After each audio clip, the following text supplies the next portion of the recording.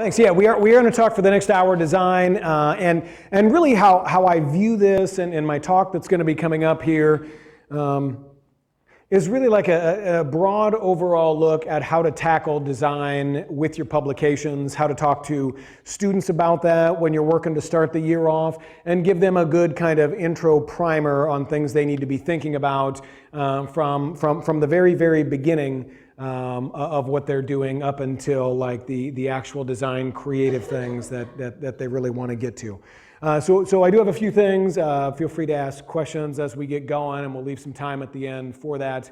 But 10 design things. And when we start off with design, I think we need to start kind of at the very beginning. And things that I do with my students when I'm talking design all the time is at the very beginning. It's not jump on InDesign right away and start barreling through things. I think that's what I want to do too. But we need to think about it a little bit before we do jump on the computer. There are a few steps that we need to take. It's kind of like yesterday here we were talking about the web and online news sites, and yes, we all just want to jump on and start building that site, but there's some planning that has to go in at the very beginning if you want that website to be good, and the same is true with design if you want it to be done correctly and effectively for your reader. And it starts in its most simplest terms with knowing who your audience is. And I work with my students all the time about, we start at the very beginning with, who is your audience? Who's your audience for the stories that you're writing? Who's the audience for this design that you're doing? And where we get there, that the audience is, the people sitting next to them. The audience isn't me, the audience isn't the principal, the audience first and foremost are their peers. And what does a publication design look like, a yearbook, a newspaper? Is it different if it's designed for your peers rather than if it's designed for the principal or if it's designed for the community? And different schools I know have pages in local newspapers, and so not everybody necessarily has the same audience, but we start with that conversation of who is your audience, because the design should be reflected in whatever that is. The next thing I have them do after we figure out what that is, I say, okay, well, you all individually, and I want you guys to do this with me, because this is an exercise I have them do. I want you to play along with me here. But I have them, okay, you are in charge of the publication. Okay, it can be newspaper, it can be yearbook, it can be whatever it is. What I want you to do in your notes right now is I want you to write down 3 adjectives that you would like your publication to be described as. Okay, if you have three adjectives that you want your publication to be described as, what would those 3 be? Write them down. I'm going to do an abridged version of this, but you will need to play along here with me.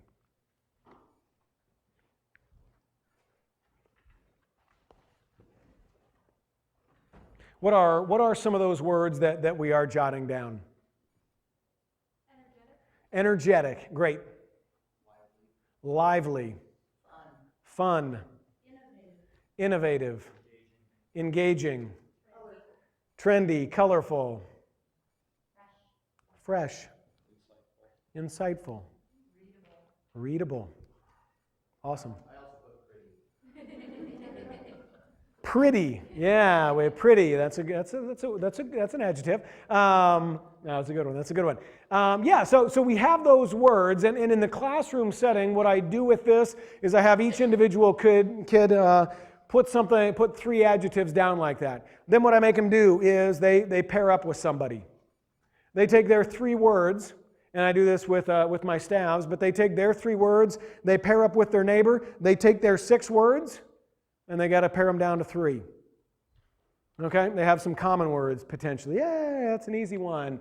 And then they kind of have to arm wrestle, rock, paper, scissors, whatever it is that they do. Make a case for why their adjective should work and the other person shouldn't or whatever, but they have to come to some common ground on what they think the 3 best are. We know where we head after that. After we get done there, those 2 people team up with 2 other people. And so you have 2 and 2 getting their words down. And then before you know it, after this, you have half of the room that has 3 words, and you have half of the room that has another 3 words. And their job as a staff is to come up with what 3 words they want their publication to be described as that year. It's one of those setting of goals for what they want their content to be known for. And if we think about these words, those that many in this group threw out: trendy, informative, modern, lively, colorful. When it gets down to it, what I tell them is these are words that should describe not only the design of your publication, but it should also describe what you want your stories to be and what you want your photos to be. And so when students come to you and they show you stories, and they show you design, and they show you writing, they in the end will set what three words they as a staff, they want to describe their work throughout the year. And basically what they're telling you is, here's what we want you to mark us against. And so if they choose a word such as trendy, and I see a page that comes to me that does not look very trendy, and it is a topic that could be very trendy, I say, well, you guys said you wanted a publication that is trendy, so maybe we need to work a little bit more on that. You said you wanted this, your publication to be informative. Your fonts are 36 throughout the page. There's only 10 actual words on this page, and you could have probably done it in about 3. There's not a lot of information here. I'm just checking this stuff against what you guys said you wanted your publications to be. And when they get, this exercise is a pretty good staff bonding thing for them early on. Because what they do when they come down to that, they come up with modern and trendy. And this group wants modern so bad, and this group wants trendy. And, it's Jets and Sharks, and they're ready to take each other on over these two words that are the same. And so they end up, getting one of their first exercises in compromise, and they make up a word like Mendy or something like that, where they combine the words, and from my standpoint, I don't care. They take these, they more from the head of good time. But then we get those 3 words, and we post them up in the classroom, and we work to have those be what we revolve the publication around. It serves as a good base point for everybody throughout the entire year of, all right, this is the direction that we want to go. Again, it's not words I'm coming up with, it's words they are coming up with on their own. Once we get there, we talk about knowing our publication's identity, and those first 2 things, which is my first point here. The other thing is, does your publication look like it was all designed in the same room? And I think that's a good check that all publications can kind of look at. And some of the tips as we get going on here are going to address that and how to make that happen.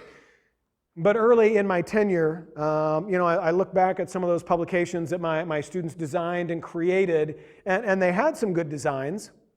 But for all practical purposes, when you look at them, it looked like page 2 could have been designed by somebody in St. Louis who wasn't talking to the page 3 designer who could have been from Chicago, and the page 4 designer is from Sedalia, and the page 5 designer is from Kelowna, Iowa. And it was all these people who just made nice stories and nice pages, and they kind of lumped them into this publication. Okay? Well, if we look at professional publications, and I show students these things too, and a lot of times you can show them a spread of a publication, and they know, oh, it's Time Magazine. Okay, that's Rolling Stone. And you're not even showing them the cover, you're showing them the inside, because each of these publications have different looks and feels to them, and we need to work to get our yearbooks the same way, where we get the design on the same page, where we get the newspapers, whether you're on page 12 or whether you're on page 2, you can open up to either one of those and know which publication you're a part of. And one of the ways that we do that is by creating a style guide that talks about things like which fonts we're going to use and what size those are going to be in.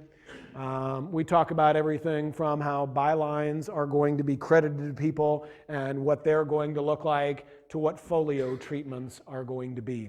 And we set rules for those things. Professional publications set rules like this all the time. Students a lot of times feel like these rules are set to oppress them and stifle their creativity. And it's not that at all. I mean, with everything, there need to be boundaries. And if you want a publication, again, that is solid looking, that has good, consistent design, you're going to have those things.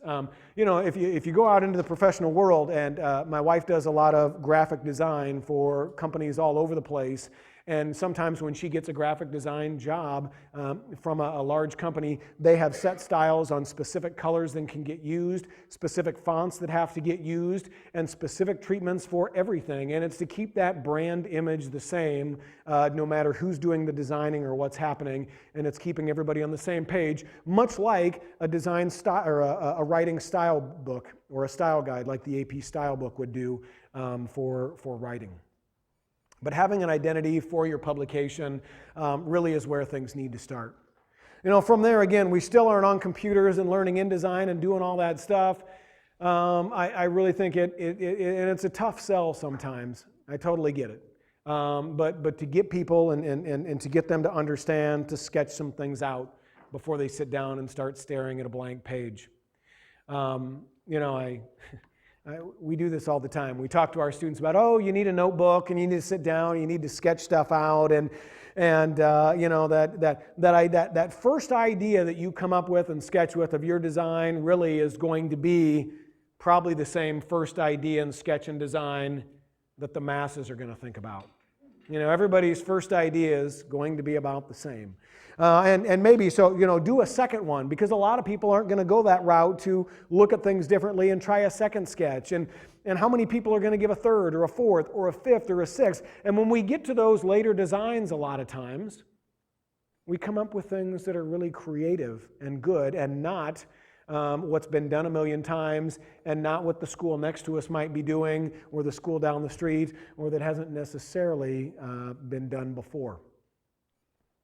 Now, of course, I can tell my students this all the time. The only time they ever really listen to it is when I bring a local professional designer in, and they talk to them, and they pull out the notepad that they have in their pocket where they keep sketches all the time of what they're doing daily, and then suddenly there's a rush of people going out that night to buy notebooks to do the same thing as a professional designer said they do.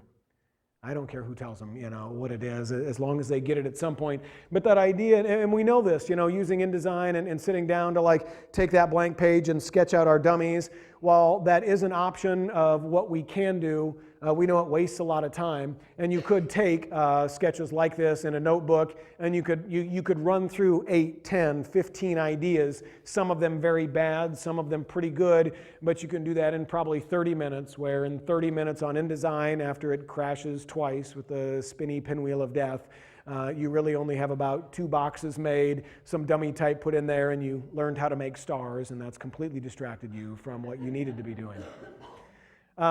Anyway, so pros do it. I try to talk to them about this a little bit. We do start with paper and pencil, and it saves us a lot of time. And again, a lot of people do not have those design programs at home to mess with.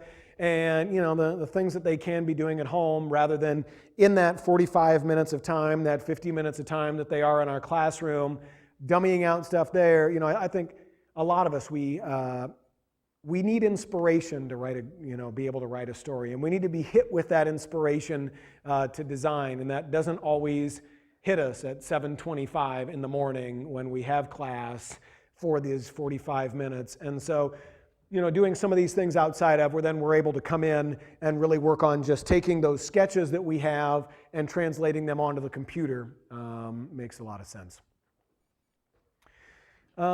Designing as a team, I think, is important. A lot of times, we talk about doing things individually and getting stories done, and I know a lot of people get nervous about working as a team for many reasons, but I think when it comes to design, you need to have extra input coming in on things, okay? A lot of students, a lot of adults, when they're designing something, they just want to be the ones who came up with the great idea, and they want to be the ones who say, this is mine, and I did all of this, and nobody helped me, and I am so great. And what that does, more times than not, is it limits us on our final product. It limits us on our final design. And I talked about my wife, Kate. She is a great designer. I will never challenge her to a design-off contest. Sometimes, like when students need some inspiration at school, when I feel like they're needing a little push, I will challenge them. I'll give them a topic, and we'll all kind of design the same thing. And and I'll come up with something that usually I'm okay with and I can run with them. I usually don't challenge people to design offs when I'm not going to win them. But my wife is one of those I would never challenge because she could design circles around me. She designs stuff all the time, but every now and then she will come and say, hey, I need you to take a look at this. I've been working on this for 3 hours. I could never get it to the point where she's gotten it, but she's asking me for my 1% on things, and I can look at something and I can talk about what I see that works, or give her at least another look on things that maybe it is a little size difference, or maybe it's 3 different ideas she has, and she stared at them so long, I can kind of help her narrow it down to a couple that she can send to the client or do something like that. But I think all designers need at least someone to give them their 1%, to be a fresh set of eyes, to look at things, and whether or not they know more about design than the person, it doesn't really matter, because we're all the intended audience at some point or another. We are all going to be those people who are looking at that logo or at that page design or at that spread design, and when we look at it, what confuses us or where our eyes drawn first, and we need somebody to give us another perspective on things. I think there are strengths in numbers. If you can. I think it's one of the toughest things for a designer to do is to be able to let go of that control a little bit and invite people into the discussion to get those ideas. And when we get those ideas, our designs are a lot better. And if you can get a group of people talking about those things, obviously too many cooks in the kitchen create some problems sometimes. But if you have design brainstorm sessions, they really do help with things. Now, you may have heard of the Maestro Concept. There's a lot of information out there on the web. You can look at it. It was developed by Buck Ryan years ago. Tim Harrower worked with it a lot, if you're familiar with him. And the Maestro Concept is basically where, when you are going to design packages, you work to get people who are involved with the process from beginning to end, from writers, designers, and photographers, all into the process, talking about how this is going to work. In the end, the stories are generally stronger, the pages are stronger, the photos are stronger, elements, they all go together. So there is not this disconnect, so to speak, when all the pieces are getting put together. On one of the websites, jeadigitalmedia.org, something that is part of the Journalism Education Association.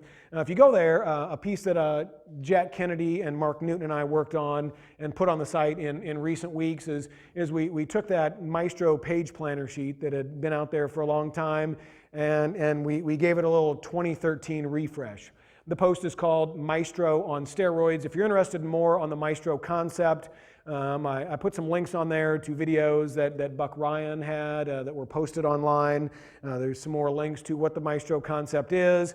And there are page planners on there that really help the designers, the photographers, and the writers think through these things as they're going through the creative process, and give them a little bit of a roadmap for them to come up with their ideas as we go, thinking of everything about what is the topic and the focus, how could we maybe work web and multimedia into this thing, who are our sources going to be, what should photographers be looking for, and there is space to design your pages all in this nice front and back handout that then you can photocopy and make sure the writer, designer, and photographer has. So again, everybody is on the same page and there is not surprise in the 11th hour, 24 hours before the paper goes to press, and everything needs to get reshot.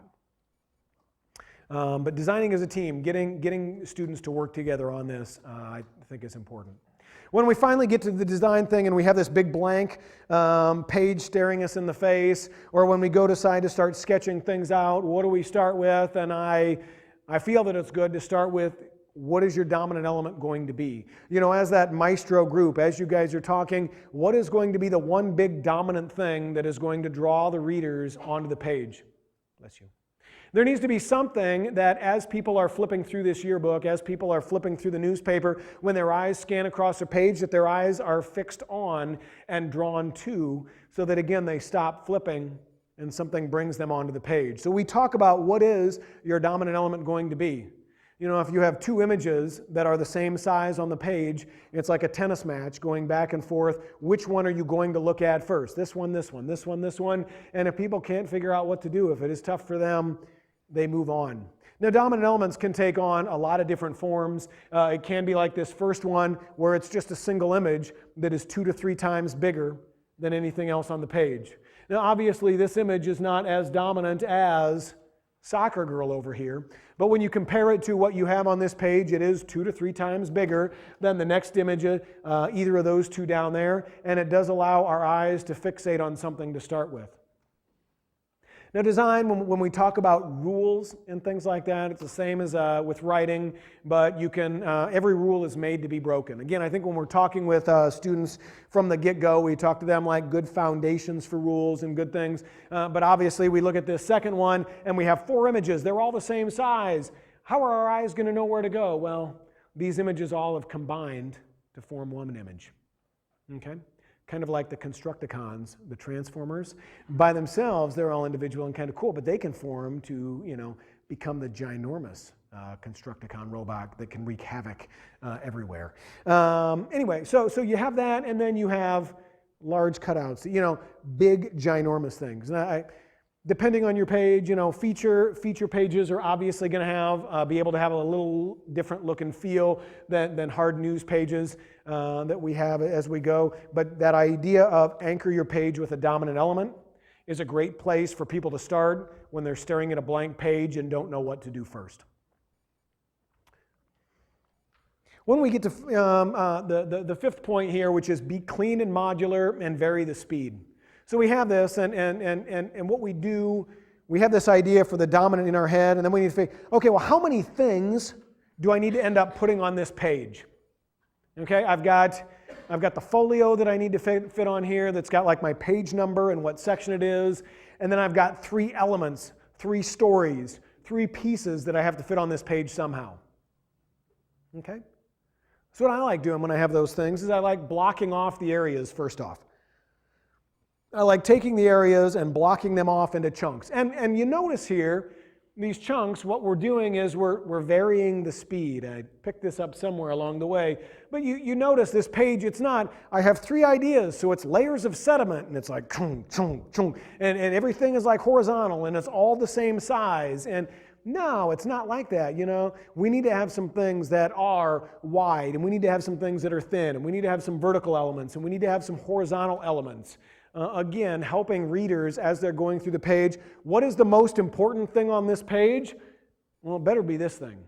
If it's our biggest package, that's telling the readers this is what you need to look at first. This is what's most important. And that's where we start. We're giving aids to our readers to help them through the page and the design as we go. And then when we take this, okay, so we get this, and this actually helps make the design if people are staring at a blank page or a blank spread, it makes that blank page a lot less intimidating. It breaks it down so that I'm like, all right, well, next thing I'm going to do is I'm going to take this big box that I've created and I'm going to figure out what I'm going to do inside of it. And then we design that. We get our dominant element in there. We find out our alternative story package inside, and we flank our story in columns on the edges. And then we bake some cookies, and we take a picture of them, and then we eat them, and then we put those down here as a nice little cutout on the side because they look good, and then we add our sidebar column in there. But we take each of these 3 elements and we design them again within our style guide and separately, and we take that. So again, we don't have this big daunting thing that we're staring at and not knowing where to go. Yeah, Larry. How much emphasis do you put on column inches for your stories? In other words, do you give your reporter some idea of the column inches you're expecting for a whole in the paper? Yeah, the question is, so how much emphasis on column inches are given? And what we'll see, it's kind of a mix, I think. There are some pages that are going to be templated out that, they have very definite column inches or very definite word count that they need to hit. And others, it's up to the writer and the designer on how much space they think they need for the story and what it, if they think that story is a 300-word story, if they think it's a 900-word story, and it's part of them, the idea of them pitching the story and then budgeting accordingly and making sure everybody from the start knows where it needs to be from there. All right, so when you send out a reporter, are they taking a camera and doing their own photography, or are you separating those duties out? That is a great question. If they're reporting for the web, they're taking their own photos 9 times out of 10, if not 9.5 times out of 10. If it's something that's appearing in the newspaper or the yearbook, a lot of times those things are also being covered by one of the staff photographers, so sometimes they go in tandem. It's kind of on a case-by-case basis. Okay, do your reporters have any say in story placement? For instance, what's going to lead?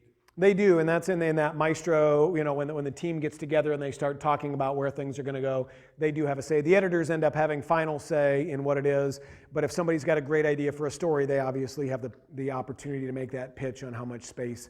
Do they get this dominant space, or are they going to be, relegated down into something like this because they've deemed something else a little bit more newsworthy or dominant package worthy? Is below the fold pertinent to the web? Yeah, there's there is eye tracking study on that stuff, and when you see that page that comes up, the stuff on the top of the page has a little bit more higher hits. But honestly, with the page and a lot of people, when they're hitting stories on the web, they're getting many times direct links from Twitter, they're getting direct links from Facebook, and they're skipping the home page entirely and going inside directly to the story that's there. But there is things on the top above the fold, so to speak, on the web. When you see that web page, the things in that upper placement do get more play than the things below. Mm-hmm. Be clean and modular. When we talk about those things, we see with this modular, things really are designed in rectangles. They have spaces that they are given. Pages are not put together in jigsaw puzzle format so that it's confusing for the reader. They do have boundaries. And we notice with clean that there are elements of spacing between everything, whether it's a pica, two picas, whatever style is, but different elements have some consistent spacing around them so that they aren't touching. Infographics, and I know later on infographics are going to be addressed in a different session here, but infographics are ways, and whether these infographics are small infographics that complement the story, kind of like we see here, that maybe is just this piece, that are some bulleted list items, or maybe the entire page the entire page is designed as one big infographic. Again, I think this is part of the storytelling process of what is the best way to tell the story that is going to be told. The page that I like here that talks about it is, this one that I pulled from somewhere. It's all about like different hot sauces and, how they are, how hot they are, what they taste like. And I can't imagine really reading a 600-word story about different kinds of hot sauces and how they are. But this thing where it breaks it down and it really turns it into, a few paragraphs of lead in, and then we're showcasing these different hot sauces that they have tried, and they've ranked them, and they've talked about them. It's a great way to tell that story. And again, when you get multiple people in on this process of coming, this is probably not going to be the first idea that you're thinking of when you're talking about that. But when we work through to some of those later ideas, it possibly could be. Or it's a preview to the boys' basketball season, and the story on that is, all right, well, here are little bio sketches of all the players and how tall they are, and the positions they play, and their points per average, and things like that. But infographics are going to be talked about later. Infographics really do add to stories. I think if you want to look at how to maybe quickly take your paper to the next level, I think one of the things that I look for a lot of times looking at newspapers as well as yearbooks and news magazines is, are you utilizing infographics in your publications? Infographics, especially for this high school audience, audience that is tough to get them to read on a good day, and you're giving them all a bunch of reading that is optional. You want different things on these pages and spreads, different points of entry to draw them onto the pages and start reading. And headlines are great for that, and photos are great.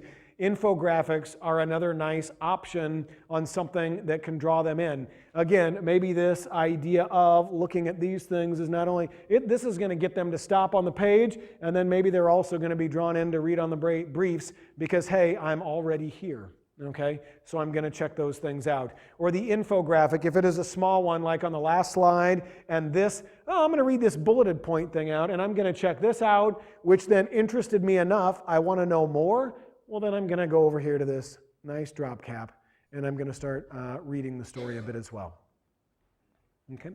But infographics, work those in to pages and spreads as much as you can. Great resource to check out a lot of those things. Again, it's Tim Harrower's Newspaper Designer's Handbook. You can check that book out. A lot of great stuff in there on alternative story forms and different types of infographics you can use. It's a great high school book for high school students because it's got a lot of great design to it. It's got some funny stuff in it as well. It's just, there's like an infographic on how to resuscitate a lizard. It's pretty funny. Anyway, I always like it. 7.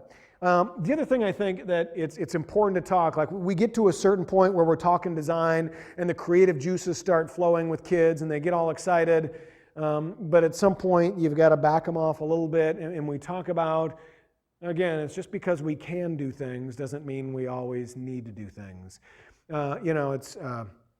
I equate it to, the first time that somebody on staff does a cutout on their page. And I say, oh, look, the page looks great. That big dominant cutout you did was wonderful. And then all of a sudden, the next month, there's 97 cutouts in the newspaper because it was cool last month, so let's all jump on the bandwagon and do it. And there are a lot of great ideas, but there's not always, that great idea is not always a great idea for now. And sometimes we have to take those great ideas we have and we have to tuck them away for another day when maybe they are a little bit more useful or they're not going to be the same thing that we did last month. Or maybe they work, it's a great idea, but it's not a great idea with this topic.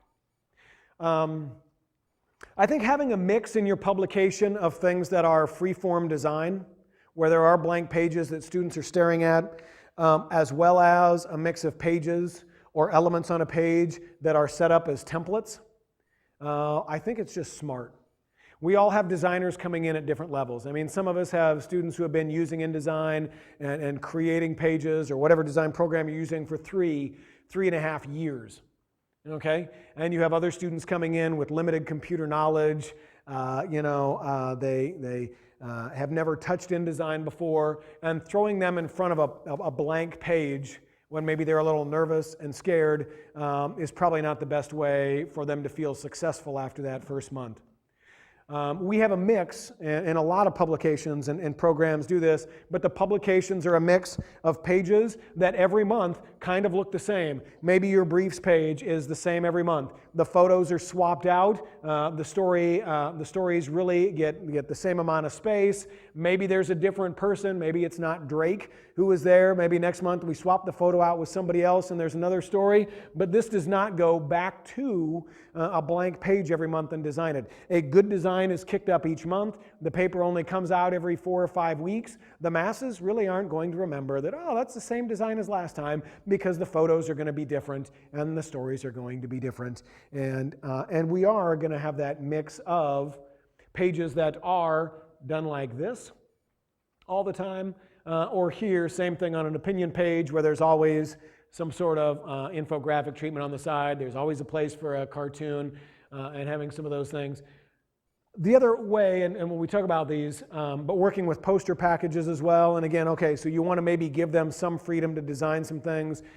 We have poster packages where, and this actually does look like a poster, but the other elements on the page are really the traditional headline, mugshot, story form. There's not a lot of design there. I mean, can you imagine if this was designed as well as it was, and you also had this with some sort of crazy design, and this package, this horizontal piece down here also had a crazy design, then you don't really have a special package that is a dominant that's drawing people in. It almost becomes too noisy.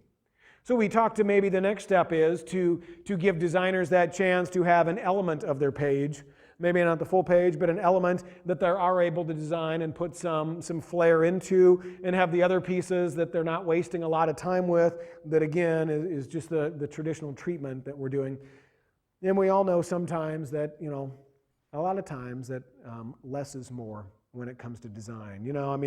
I think some of the best pages are those where there is just a story and an incredible photo to go with it. And we need to make sure to have that balance of those things throughout the publication. Again, what's the best way to tell the story? And knowing your staff, and knowing if you have great photographers, working them into those things. And that's why it's so important to have photographers in on this discussion, because if they have a great idea for a photo that could carry the entire design, then you don't want to end up the designer, I'm doing a cutout no matter what photo you give me. You know, and the photographer goes out and gets this great environmental portrait that is completely annihilated by the designer who wants to do a cutout. And that's why we get them to talk from the get-go. 8, once you get the basics down, and again, we get the basics down of focusing on those details and such, like getting the dominant element, getting items so they are spaced, you know, in consistent ways throughout the publication, getting a style guide down. When it really does come down to it in the end, when you start looking at things, then you get into the nitpicky details of things. You really do look at that spacing, and you know, and this was a cool page from a while ago, but it's 99 bottles of root beer on the wall, and they went around and they found a bunch of different kinds of root beer. They didn't actually find 99. I don't remember exactly what it was. But then they pulled some of them out. They talked about how many they were. They pulled some bios of the different kinds of root beer, talked about where you can find them and what they are like. But you notice, I mean, even like the line spacings on these things, the spacing on the bottles and how far they are apart, and a lot of those things, the reason why this page looks clean like it does is because this attention to detail has been done. You know, typefaces, I think one of the ways to easily clean up, you know, a publication is really look at the fonts that are being used. And we could talk fonts for a long, long time as well. But when you are looking at typefaces, you know, the vast majority of publications use only a couple fonts in the entire publication for their style guide. I know we have 10,000 fonts, and I know the Sunflower font is cool, and so is Toolbox, and so are a lot of these other novelty fonts. But you know, fonts for the most part really should be another one of those things. We talked about this earlier today, but they should be these things that kind of blend into the pages and don't really stand out, so to speak. And working to get them to come up with a serif font and a sans serif font to use. Having a headline font that is used for headlines, having a body copy font that's easily readable, and then giving specific jobs to those things, and again, making them so that they are easily readable. Obviously, in display headlines, you can vary from those, and advertisements are going to be. But working to get really only a couple fonts for your entire publication can make a big difference in how clean the publication looks. Again, giving it some rules.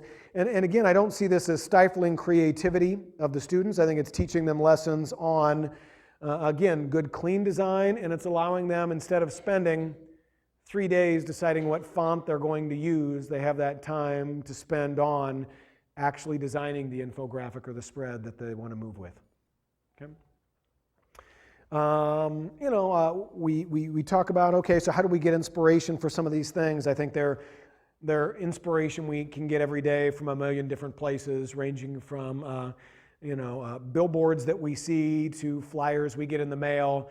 You know, yesterday there was a conversation going on about, you know, the magazines and the backseat covers of airlines as you're flying around. I mean, you can look all over the place for good design ideas and inspiration. Some ones to take a peek at. You know, obviously there's exchange papers, and you can change newspapers locally with people. You know, in the mail, the U.S. Postal Service, maybe, you know, people still do get mail different places. There's also a place where a lot of high school newspapers exchange. You can find them as an exchange, issuu.com, issuu.com. There are a lot of magazines, high school and professional, that upload PDF versions of their publications there. You can actually flip through and get an experience, a digital experience similar to what you would get in the printed form, and that's a great place to find a lot of publications. But again, 3 just to look at, newspagedesigner.com has a lot of page designs that designers have uploaded, their portfolios that you can take a peek at, you can look at them. You can actually find cool examples of very well-designed pages and pull them off there and use them in your classes to showcase some designs that you think are cool and give inspiration to your students. I mean, you could pull off a design of the day to have up on the board as they come in and spend a couple minutes talking about that, and you know, use September as your design month, and each day they come in, there's going to be a different page on the board with something, some other either skill set or focus that you want them to look at when they come in to see. If you go to studentpress.org/NSPA, you just go to the National Scholastic Press Association, you root around on that site a little bit, and they have some of the Design of the Year award winners. They have different publications that have received awards nationally in the high school setting, and that's a good place to find things as well. TheNewseum.org has a great thing on it with today's front pages. Every day you can go there and see front pages from around the world. They also, for big events ranging from 9/11 to World Series champions, they take different big news days and they kind of compile some of the best front pages from that day, and they have them in little groupings for you to look at, which I think is a great lesson for students in there's not any one right or wrong way necessarily to design something based on a topic, and you can take 57 different takes on the same thing. But it's about taking some of these design principles that we've learned and applying them across the board. And again, I think looking at the web and just seeing what is out there, TV as well, how are they designing those things?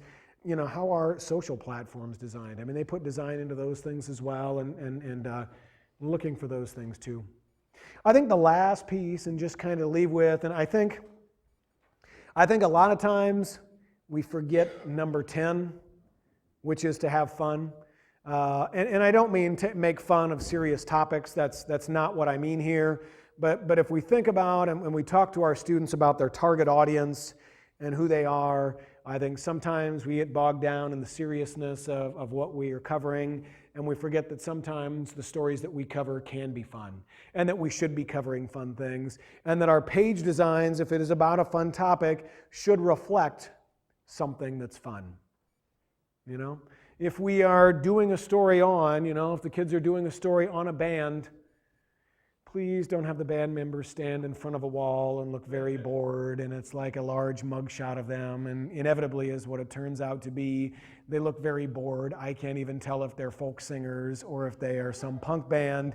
But you need them, and from a photographer standpoint to get a little attitude and showcase who they are, and maybe the designer makes some trading cards that you can cut out of the paper and trade with somebody. I don't know. It's a fun design, and I don't know, whatever your take is on Crocs, I think people are one way or the other on Crocs. But the page, it's kind of fun, and I don't know that you really, if you're doing a page on Crocs, a serious tone to what we are doing there, the little eyeballs for the, alligator, that's a nice touch. And I have no idea what this other page is about, but I can just imagine the conversation in the newsroom about, for the cover, let's get an orange and cut it up and squeeze it and make a big mess and take a photo. And the first take didn't go well, and we had to actually kill 8 oranges to get it just right. And having some fun with those things as well to draw the readers in.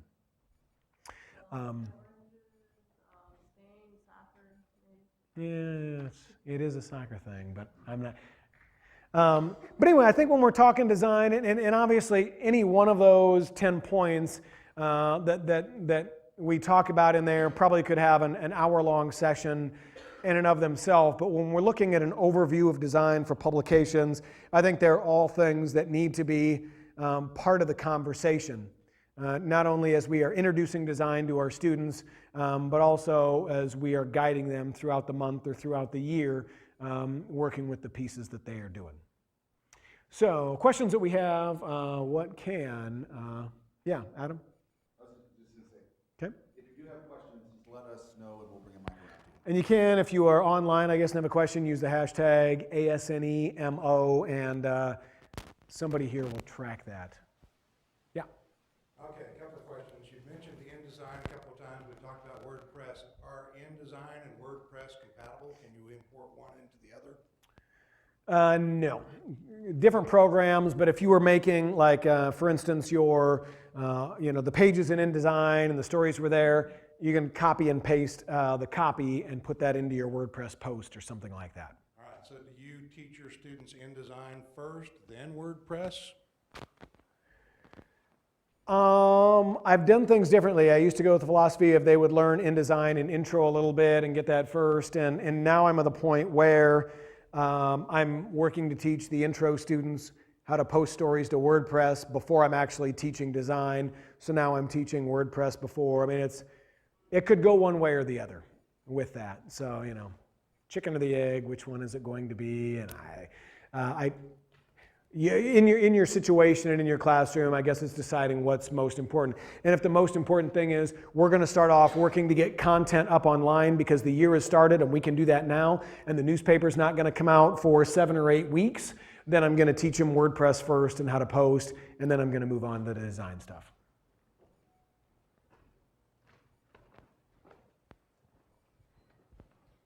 Someone commented online, there was a website that you mentioned, and it's .org, the newspaper advisor. You mentioned it, just in case anyone was. I posted it. Yeah, newspaper designer, it's .org. Okay. Just FYI. Thank you.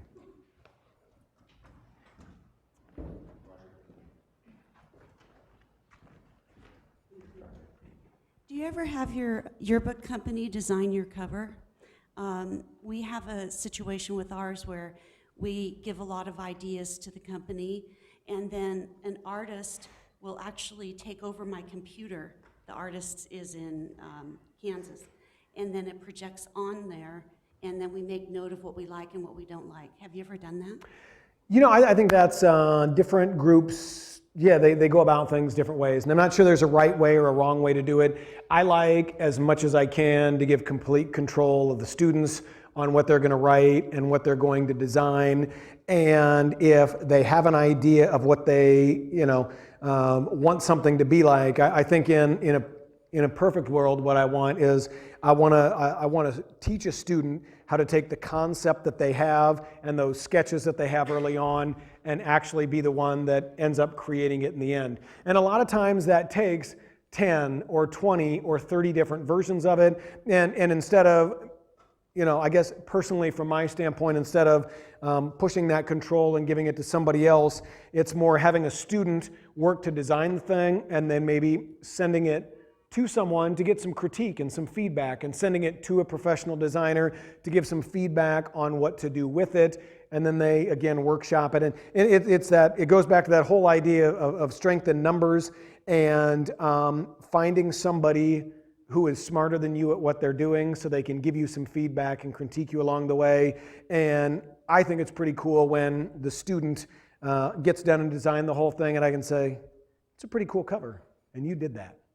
And there is a lot of sweat and sometimes there are some tears, but in the end, that process of teaching them and them learning how to work through that is the route that I go. But I know a lot of people, I mean, those designers from those companies do some great things and can help out and can help create, and it's different programs do different things. Yeah. Steve has a question.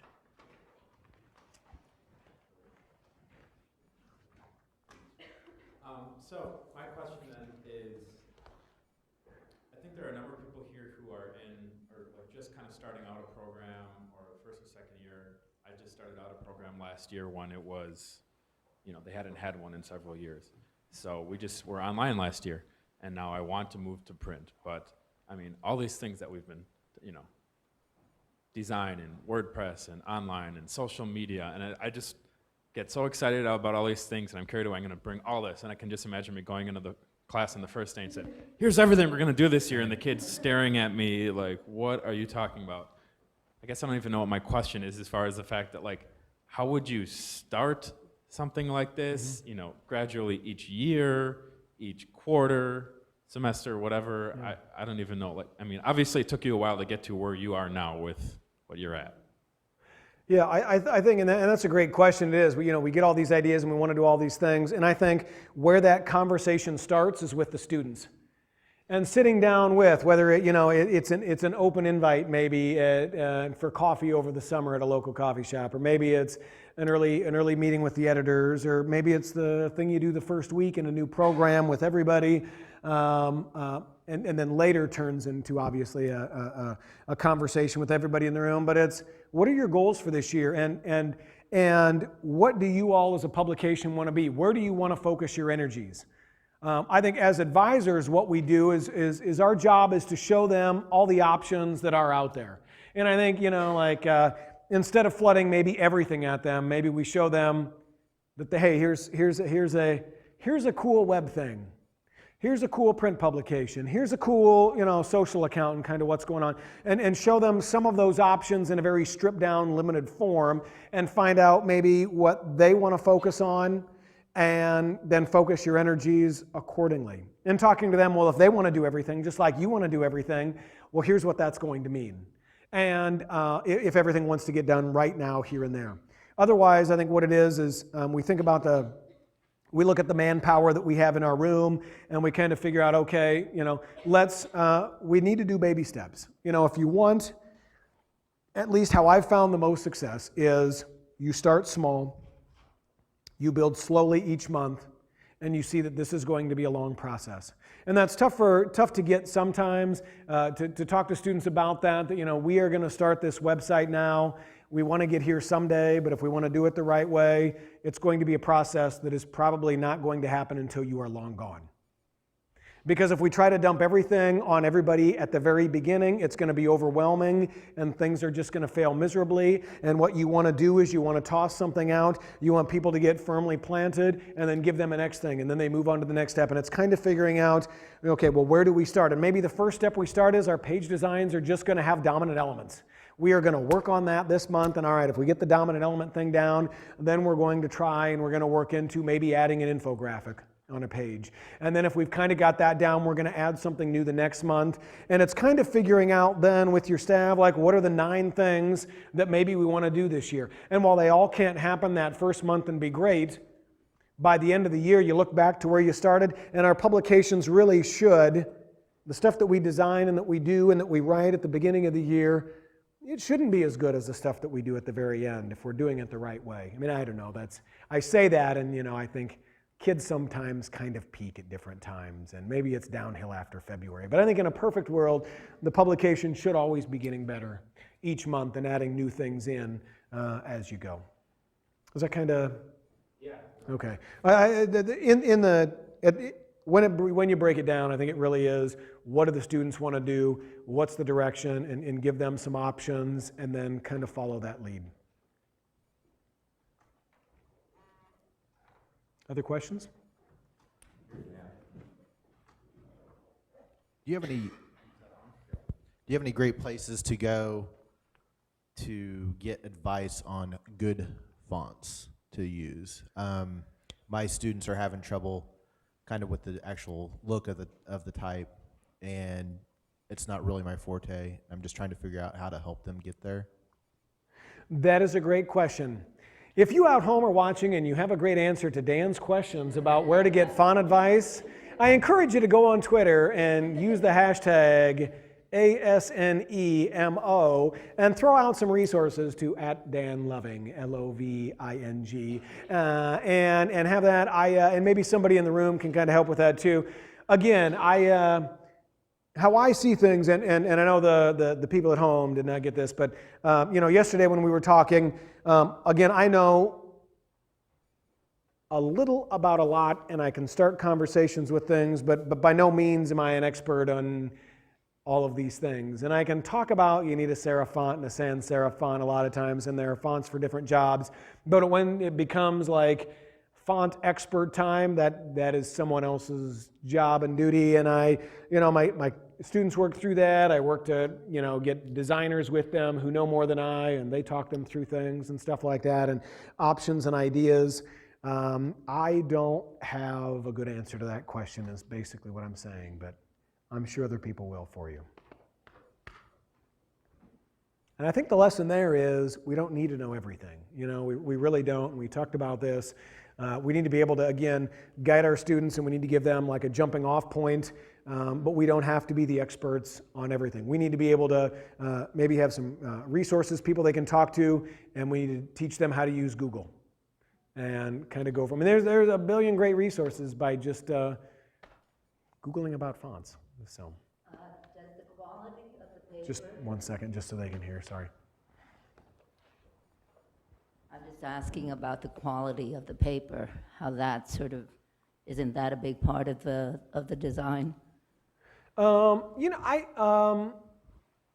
different people obviously can afford different things, and I don't, you can have a very poorly designed paper on very expensive newsprint, and you can have a great designed newspaper on very cheap paper.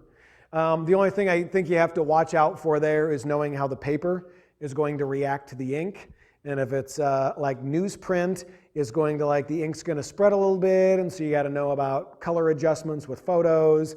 Whereas a little higher quality paper, like obviously a glossy yearbook photo is going to turn out pretty much like it is, where if that same photo is in newsprint, you might need to back off the ink a little bit so it's not as dark, because it's going to darken up on some newsprint paper. So, but in terms of, should you spend a bunch more money, and is your paper going to be automatically a lot better looking? No. So, yeah, it's kind of like, people want to add color because they're like, oh, let's add all color because that'll make the paper great and it'll make it wonderful. And instead you end up spending a bunch of money that's not the be all end all. And a lot of times when you start down that route where everything's all color, it's like people end up puking a bag of Skittles all over everything, and it's this whole other design beast that you have to deal with, and all these other problems where you have to start adding, how are we going to use color into the style guide as well, and giving people rules, not only on when it can be used, but also the different hues and the color families that you can choose from as well.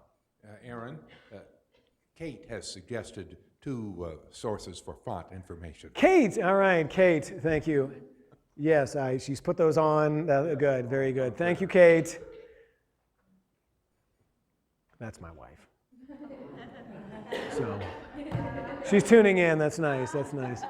She really is she's like we work a lot together. So anyway, check out her font advice on the Twitter. If you're not on the Twitter, you can go to twitter.com/K8, the number, and then Manfull, and then you can find out what she said. So if somebody was wondering, I don't have it in front of me, but if you were wondering, she's there. You can find out what she's saying, and you'll have that. Fontsquirrel.com and urbanfonts.com are some places to find some fonts. Great. Any other questions? All right. Well, Aaron, thank you so much, and thank you for tuning in out there on the internet. We'll go ahead and close the internet session.